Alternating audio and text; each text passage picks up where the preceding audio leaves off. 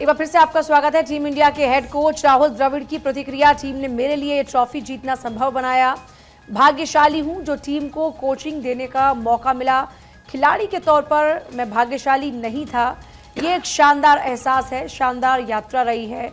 राहुल द्रविड़ का ये reaction team India की इस जीत के बाद में जाहिर तौर पर उनके लिए एक बड़ी अचीवमेंट है और ऐसे में देखिए अपनी खुशी को जाहिर कर रहे हैं। टीम ने मेरे लिए ये ट्रॉफी जीतना संभव बनाया। भाग्यशाली हूं कोचिंग देने का मौका मिला। हेड कोच राहुल द्रविड़ की ये प्रतिक्रिया। You know, as a player, I was not lucky enough to win a trophy, but I tried my best. You know, I gave my best whenever I played, and it wasn't to be. That happens. It's part of sport. There are a lot of other players I know who have not been able to win a trophy. I was lucky to be given the opportunity to coach a team, and I was lucky that this bunch of boys made it possible for me to be able to win this trophy, and it's a great, nice feeling. But it's not like I'm aiming for some redemption. It's just a job that I was doing. I've loved doing the job. I've loved working with with Rohit and this team, and it's been a great journey, and I've really enjoyed it. I'm not looking for it again. No, I'm not a legacy person. I'm not looking for legacies. I just feel glad that we gave it the best we could, and it's not just me. I think I'd like to really just acknowledge. तो आपने सुना। चलिए आगे बढ़ेंगे, कुछ और खबरें आपको बताएंगे। लेफ्टिनेंट जनरल उपेंद्र द्विवेदी अगले थल सेना प्रमुख होंगे। आज थल सेना प्रमुख का पदभार संभालेंगे उपेंद्र द्विवेदी। जनरल मनोज पांडे का स्थान लेंगे उपेंद्र द्विवेदी। तो ये बड़ी जानकारी है। थल सेना प्रमुख के तौर पर आज अपनी जिम्मेदारी वो संभालेंगे। जनरल मनोज पांडे की जगह उपेंद्र द्विवेदी लेते हुए आज नजर आने वाले हैं। तो उपेंद्र द्विवेदी होंगे अगले थल सेना प्रमुख। तो बड़ी जानकारी आप तक पहुंचा दें। जनरल मनोज पांडे जिनके स्थान पर अब पदभार संभालते हुए नजर आएंगे उपेंद्र द्विवेदी।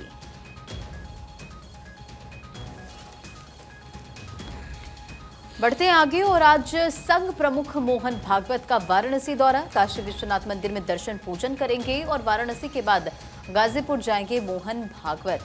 गाजीपुर में एक सार्वजनिक कार्यक्रम में शिरकत करेंगे और आज देखिए काशी विश्वनाथ में दर्शन पूजन को लेकर, इस कार्यक्रम को लेकर पूरी तैयारियां की गई है। सुरक्षा के मद्देनजर पूरी जो तैयारी है वो की गई है। तो मोहन भागवत जो कि आज वाराणसी के दौरे पर रहने वाले हैं, काशी विश्वनाथ में दर्शन पूजन करेंगे। संघ प्रमुख मोहन भागवत का वाराणसी दौरा। प्रीति। तो संघ प्रमुख मोहन भागवत का वाराणसी दौरा, काशी विश्वनाथ में दर्शन पूजन भी मोहन भागवत करेंगे। आगे बढ़ते हैं, बात उड़ीसा की करेंगे। देखिए किस तरीके से आज सांसदों और विधायकों को सम्मानित करेगी भारतीय जनता पार्टी। राज्य के नवनिर्वाचित सांसद और विधायक होंगे सम्मानित। सीएम मोहन चरण मांझी को भी सम्मानित करेगी बीजेपी। विशेष कार्यक्रम में सभी सांसद और विधायक सम्मानित होंगे। तो देखिए आज भारतीय जनता पार्टी उड़ीसा में अपने सांसदों विधायकों को सम्मानित करेगी। राज्य के नवनिर्वाचित सांसद विधायक ये होंगे और ऐसे में बीजेपी की तरफ से बड़ा कार्यक्रम है। जिन सांसदों ने, क्योंकि लोकसभा चुनाव हुआ और उड़ीसा में विधानसभा चुनाव भी था, भारतीय जनता पार्टी की जीत हुई है और इसी जीत के लिए एक तरफ जो जनप्रतिनिधि हैं उनको सम्मानित किया जाएगा और राज्य की जनता को आभार भी भारतीय जनता पार्टी की तरफ से प्रकट किया जाएगा। तो देखिए बिल्कुल नवनिर्वाचित सांसद विधायक सम्मानित होने जा रहे हैं और इस बीच आगे बढ़ते बात हुई राजस्थान की। आज किसानों के खातों में ट्रांसफर होंगे 650 करोड़ रुपए। सीएम किसान सम्मान निधि योजना के तहत में जारी होगी पहली किश्त। सीएम भजनलाल शर्मा किसान सम्मान निधि की पहली किश्त को जारी करने वाले हैं। देखिए 650 करोड़ रुपए किसानों के खाते में पहुंचने वाले हैं। सीएम भजनलाल किसान सम्मान निधि की जो किश्त है वो आज ट्रांसफर करेंगे। सीएम भजनलाल आज किसान निधि की पहली किश्त जारी करेंगे और देखिए सबसे बड़ी बात है कि इसका लाभ पाने के लिए सरकार लगातार बता भी रही कि क्या प्रक्रिया है। राजस्थान के सहकारिता मंत्री गौतम कुमार दत्त ने जानकारी दी कि प्रदेश के मुख्यमंत्री भजनलाल शर्मा राजस्थान के किसानों के लिए मुख्यमंत्री किसान सम्मान निधि योजना का शुभारंभ करेंगे और 650 करोड़ रुपए किसानों के खाते में पहुंचेंगे। और देखिए किसानों को प्रथम किश्त के रूप में 1000 रुपये और दूसरी और तीसरी किश्त के रूप में 500 रुपये उनके खाते में पीएम किसान सम्मान निधि योजना की किश्त के साथ हस्तांतरित किए जाएंगे। और अब एक और बड़ी खबर आपको बताएंगे। पंचकुला से शिक्षा मंत्री का नीट पर स्टेटमेंट। सदन में चर्चा से भाग रही है कांग्रेस। दरअसल सोमवार मंगलवार तक घोषित होगी नई परीक्षा की तिथि। हरियाणा प्रदेश कार्यकारिणी की बैठक के लिए पंचकुला पहुंचे थे हरियाणा के प्रभारी और केंद्रीय शिक्षा मंत्री धर्मेंद्र प्रधान। उन्होंने कांग्रेस पर national eligibility cum entrance test यानी कि नीट के मुद्दे पर राजनीति करने का आरोप लगाया है। धर्मेंद्र प्रधान ने कहा है, उन्होंने ये तमाम बड़ी बातों का जिक्र करते हुए कहा कि कांग्रेस चर्चा करने से भाग रही है। हालांकि अब जानकारी है कि सोमवार मंगलवार तक नई परीक्षा की डेट घोषित हो जाएगी। यूजीसी नेट उसकी ऑलरेडी डेट घोषित हो चुकी है। यूजीसी नेट जिसका एग्जाम एक दिन के भीतर 24 घंटे के भीतर कैंसिल करने का निर्णय लिया गया था। हालांकि उसकी नई डेट भी जारी हो गई है। लेकिन बात अगर नीट की करें तो नीट की भी उम्मीद है कि अब सोमवार मंगलवार तक नई परीक्षा की तिथि घोषित हो जाएगी, क्योंकि खुद शिक्षा मंत्री धर्मेंद्र प्रधान की तरफ से ये कहा गया है। और साथ ही साथ क्योंकि दोनों सदनों में हमने देखा कैसे नीट के मुद्दे पर हंगामा हुआ, जमकर नारेबाजी इस दौरान देखने को मिली, तो इसमें ये कांग्रेस पर निशाना साधते हुए नजर आए कि कांग्रेस कहीं ना कहीं चर्चा करने से इस पर भाग रही है। बढ़ते हैं आगे खबरों में। बात बंगाल की, जहां बंगाल में महिला को सड़क पर घसीटा गया, बेरहमी से महिला को पीटा गया, टीएमसी पर मारपीट के आरोप लगाए गए हैं। पश्चिम बंगाल में लोकसभा चुनाव के बाद एक बार फिर भाजपा बनाम टीएमसी की लड़ाई शुरू हो गई है और बीजेपी ने आरोप लगाया कि कूच बिहार में पार्टी के अल्पसंख्यक प्रकोष्ठ की महिला पदाधिकारी रोसोनारा खातून को घर से खींचकर सड़क पर घसीटा गया और जमकर पीटा गया। अब इस पूरे मामले को लेकर देखिए सियासत जो है वो शुरू हो गई है और बंगाल से ये तस्वीर आप देख रहे हैं जहां महिला को सड़क पर घसीटा गया, हालांकि अस्पताल में एडमिट कराया गया, इलाज कर। अब बात मानसून की करते हैं। यूपी के 2/3 हिस्से में मानसून छा चुका है। औरैया में सबसे ज्यादा 85.5 mm बारिश हुई है। इसके अलावा प्रदेश भर में आंधी, पानी, बिजली गिरने का अलर्ट भी जारी किया गया है। मानसून ने यूपी के 2/3 हिस्से को कवर कर लिया आखिरकार, और ऐसे में पश्चिमी हिस्से में यानी कि बागपत, गाजियाबाद, गौतम बुद्ध नगर समेत करीब 10 जिलों में अगले 3 से 4 दिन में मानसून आ भी जाएगा। हालांकि बारिश भी लगातार कई जगहों पर हो रही है। मौसम विभाग ने कल ये घोषणा की थी आज के लिए कि आज पूरे प्रदेश में आंधी पानी का अलर्ट है और ऐसे में लोग सावधान रहे। बताया भी गया कि 57 जिलों में पानी के पूरे आसार हैं, यानी कि बारिश झमाझम होगी। 80 उत्तर प्रदेश के जिले हैं जिनमें से 57 के लिए अलर्ट जारी किया गया है। वैसे मानसून पूरे देश भर में दस्तक दे चुका है। कई राज्य ऐसे हैं जिनके कुछ जिलों में बारिश नहीं हुई, लेकिन उम्मीद ये जताई जा रही है कि जल्द वहां पर भी अब बारिश होगी। तो देखिए, आप लगातार देख रहे हैं कि इस वक्त यूपी के अलग अलग इलाकों के अंदर, दिल्ली एनसीआर में झमाझम बारिश हो रही है। उत्तर भारत में मानसून की दस्तक, और ऐसे में मानसून की दस्तक से लोगों की परेशानियां भी बढ़ती हुई नजर आ रही हैं। यूपी के 2/3 हिस्सों में मानसून छाया हुआ है। प्रदेश भर में आंधी पानी का इस वक्त अलर्ट है और इस ऐसे में लोगों को एहतियात बरतने के लिए भी कहा जा रहा है। आगे बढ़ते हुए अब बात करेंगे अरविंद केजरीवाल की 14 दिन की न्यायिक हिरासत की। तिहाड़ जेल में रहेंगे अरविंद केजरीवाल। शुगर की दवा, टेस्ट किट, घर का खाना ले सकेंगे। दिल्ली के मुख्यमंत्री अरविंद केजरीवाल को राउज एवेन्यू कोर्ट ने शनिवार को 14 दिन यानी कि 12 जुलाई तक की न्यायिक हिरासत में जेल भेज दिया है। दिल्ली शराब नीति केस में सीबीआई ने अब उनको गिरफ्तार किया है। 26 जून को तिहाड़ जेल से 3 दिन की कस्टडी के बाद में आज उन्हें कोर्ट में पेश किया गया, जिसके बाद उनको 12 जुलाई तक के लिए 14 दिन की न्यायिक हिरासत में भेजा गया। तो कुल मिलाकर अरविंद केजरीवाल पहले ईडी की गिरफ्त में थे, अब सीबीआई की गिरफ्त में हैं और अभी सीबीआई ने गिरफ्तार क्योंकि उनको किया, तो ऐसे में उनकी रिमांड खत्म होने के बाद में फिर उनको कोर्ट में पेश किया गया और कोर्ट ने उनको 14 दिन की न्यायिक हिरासत में भेज दिया है। यानी कि अभी और जेल में रहना पड़ेगा अरविंद केजरीवाल को। तिहाड़ जेल में ही रहेंगे। मुश्किलें कम होने का नाम नहीं ले रही हैं क्योंकि ईडी और सीबीआई दोनों के केसेस चल रहे हैं और अब ऐसे में मनी लॉन्ड्रिंग का मामला और अगर करप्शन हुआ तो उसमें अरविंद केजरीवाल की भूमिका ना हो, ये कैसे हो सकता है। इन तमाम पहलुओं पर लगातार सीबीआई जांच कर रही है। कुल मिलाकर देखा जाए तो ये कहा जा सकता है कि अरविंद केजरीवाल के लिए अभी अच्छी खबर मिलती हुई नज़र नहीं आ रही है। पहले राउज एवेन्यू कोर्ट पहुंचे, हाई कोर्ट पहुंचे, सुप्रीम कोर्ट पहुंच गए, लेकिन कोई राहत मिली नहीं और अब सीबीआई ने गिरफ्तार कर लिया। और अगर आप जमानत चाहिए हुई तो दोनों केसेस में उनको जमानत चाहिए होगी, तब वो सलाखों से बाहर आ सकते हैं। सीबीआई ने कहा भी कि पूछताछ के दौरान केजरीवाल सवालों से बचते रहे और उन्होंने जांच में सहयोग नहीं किया। सीबीआई ने यह भी कहा कि मुख्यमंत्री होने के नाते केजरीवाल एक प्रभावशाली व्यक्ति हैं और अगर उन्हें हिरासत में नहीं रखा गया तो वो न सिर्फ गवाहों को प्रभावित कर सकते हैं बल्कि साक्ष्यों से भी छेड़छाड़ कर सकते हैं। तो ये तमाम बड़ी बातें सीबीआई की तरफ से कही गई। अब चलिए आगे बढ़ेंगे। बात होगी बारिश की, जब 88 साल के बाद हुई सर्वाधिक बारिश। दिल्ली मेट्रो में 7 लाख से ज्यादा लोगों ने सफर किया। डीएमआरसी के अधिकारियों ने यह जानकारी दी है। दिल्ली में शुक्रवार को जून के महीने में 88 साल का सारा रिकॉर्ड टूटा। 88 साल के बाद सबसे ज्यादा बारिश हुई और इस बीच 7 लाख ज्यादा लोगों ने दिल्ली मेट्रो में सफर किया। दिल्ली मेट्रो रेल कॉरपोरेशन के अधिकारियों ने ये जानकारी दी है। डीएमआरसी के अधिकारियों ने बताया है कि शुक्रवार को 69 लाख से ज्यादा यात्रियों ने यात्रा की है दिल्ली मेट्रो में। इससे पहले 13 फरवरी 2024 को सबसे ज्यादा 71.09 लाख लोगों ने मेट्रो में सफर किया था। और उसके बाद ये आंकड़ा है क्योंकि बारिश बहुत ज्यादा थी, जाम की समस्या बहुत ज्यादा थी और इसके चलते लोगों ने मेट्रो को चुना और ऐसे में ये रिकॉर्ड बना। 7 लाख ज्यादा लोगों ने दिल्ली मेट्रो में सफर किया। खुद डीएमआरसी की तरफ से आंकड़े जारी किए गए। बढ़ते खबरों में आगे और खबर लखनऊ से, जहां लखनऊ के कुकरेल नदी के पास बड़ा हादसा हो गया। गड्ढे में डूबने से 2 बच्चों की मौत की खबर है और रिवर फ्रंट बनाने के लिए ये काम चल रहा था और इसी बीच ये हादसा हुआ। उत्तर प्रदेश की राजधानी लखनऊ से खबर, जहां लखनऊ के इंदिरा नगर थाना क्षेत्र में शनिवार को एक दुखद घटना हुई है और यहां बताते चले आपको कि अबरार नगर इलाके में 2 बच्चे कुकरेल नदी के पास बने गड्ढे में नहाने के दौरान डूब गए। इस खबर के सामने आने के बाद इलाके में सनसनी फैल गई। परिजनों का रो रो कर बुरा हाल है। तो 2 मासूम, जिनकी तस्वीर भी आप स्क्रीन पर देख रहे हैं, रिवर फ्रंट बनाने के लिए ये काम चल रहा था और इसी गड्ढे में 2 बच्चे नहाने के दौरान डूब गए। हरियाणा बीजेपी ने शुरू किए विधानसभा चुनाव की तैयारियां। पंचकुला में अमित शाह ने 4500 नेताओं को संबोधित किया। माता मनसा देवी की भूमि पंचकुला में हुंकार अमित शाह ने भरी। पदाधिकारी तीसरे टर्म के लिए घर घर जाकर वोट मांगे। अमित शाह की तरफ से दिशा निर्देश दिए गए। लोकसभा चुनाव के झटका लगने के बाद अब बीजेपी हरियाणा को लेकर सतर्क दिख रही है और विधानसभा चुनाव की तैयारियों को तेज भी करने के लिए पंचकुला खुद केंद्रीय गृह मंत्री अमित शाह पहुंचे। तीसरी बार सरकार के लिए पूर्ण बहुमत मांगा। पंचकुला में पार्टी के 4500 पदाधिकारियों को संबोधित करते हुए शाह ने अपने निशाने पर कांग्रेस पार्टी को रखा। शाह ने कहा कि बीजेपी हरियाणा में अकेले अपने दम पर चुनाव लड़ेगी और पूर्ण बहुमत की सरकार बनाएगी।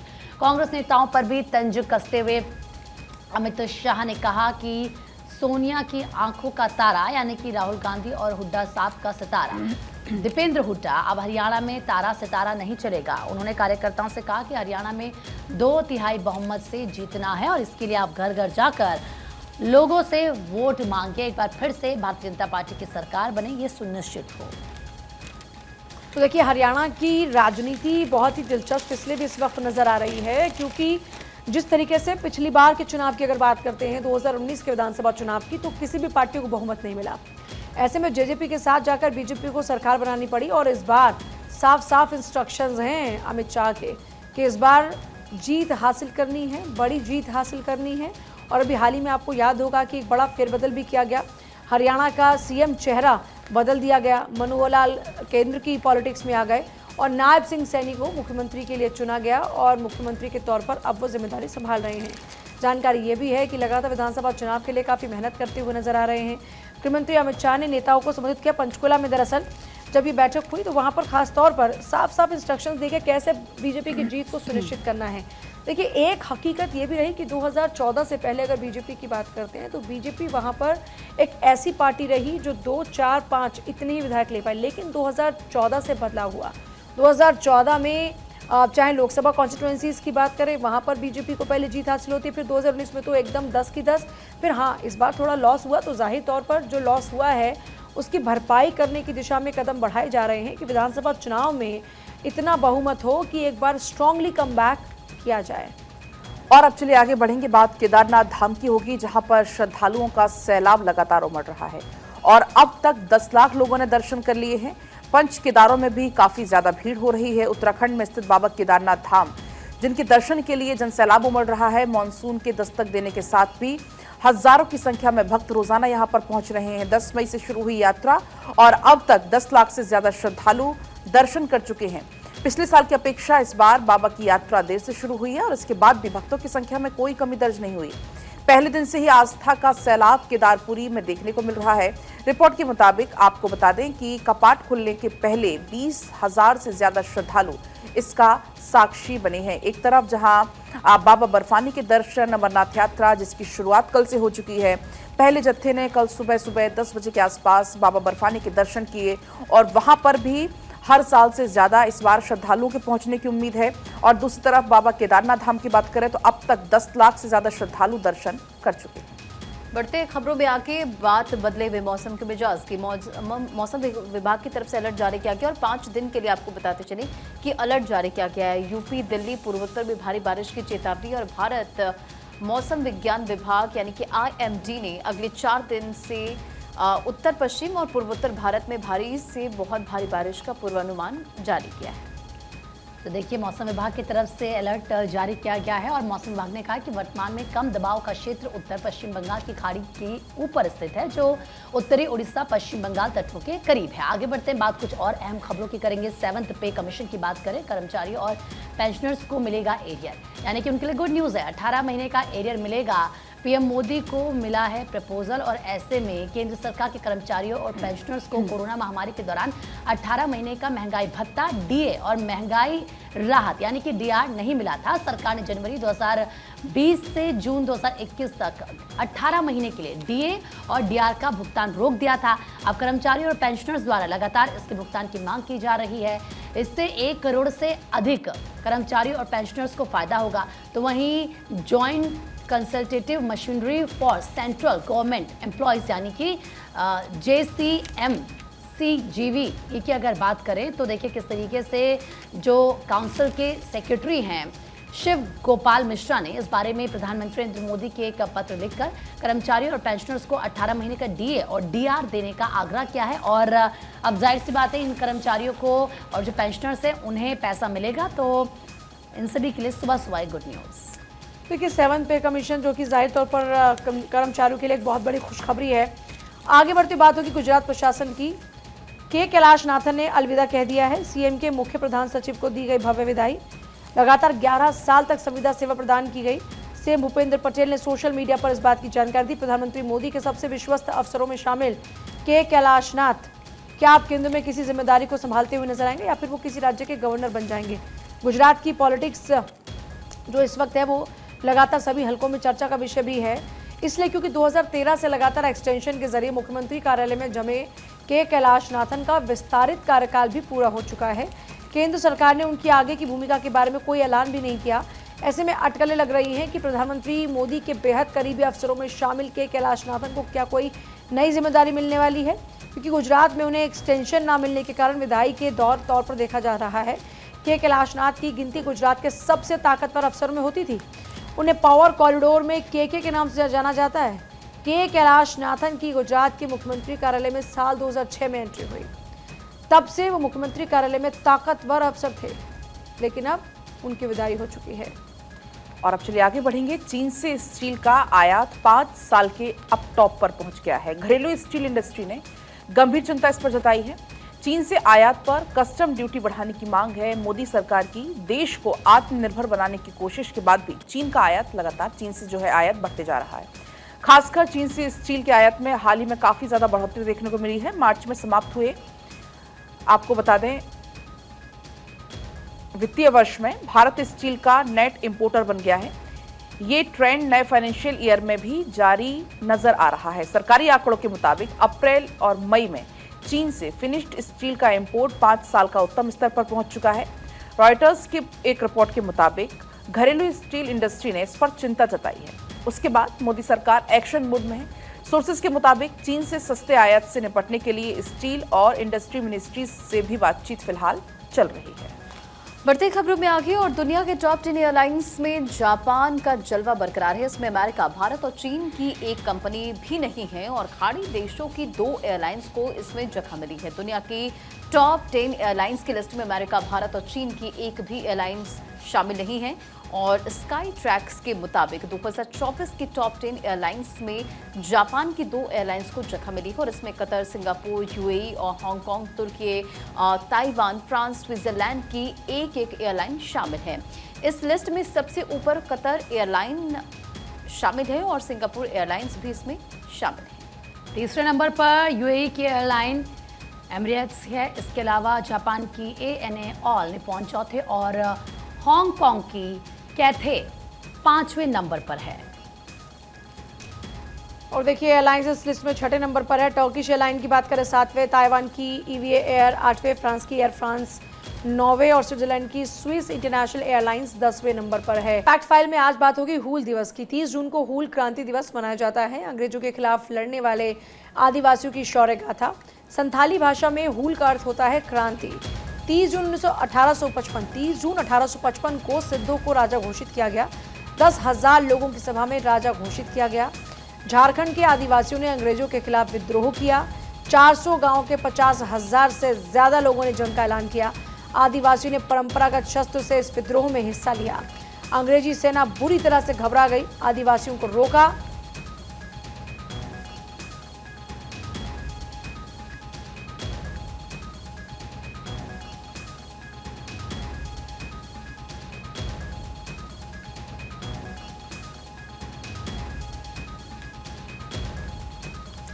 देखिए, आदिवासियों ने विद्रोह में हिस्सा लिया। अंग्रेजी सेना थी वो बुरी तरीके से घबराई आदिवासियों से और उनको रोकने की कोशिश की गई। और अब फैक्ट फाइल में बात होगी अंतर्राष्ट्रीय संसदीय दिवस की, जो कि आज है। हर साल 30 जून को मनाया जाता है। आपको बता दें 1889 में आईपीयू की स्थापना की गई थी। 2018 में संयुक्त राष्ट्र महासभा में प्रस्ताव रखा गया था।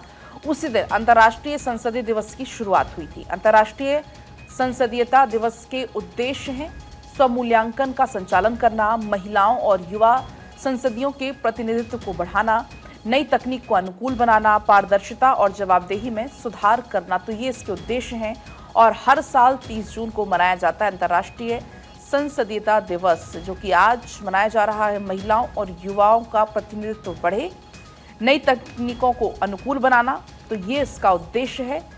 नेशनल पार्लियामेंट डे, जो कि आज मनाया जा रहा है। हर साल 30 जून को ये खास दिन मनाया जाता है।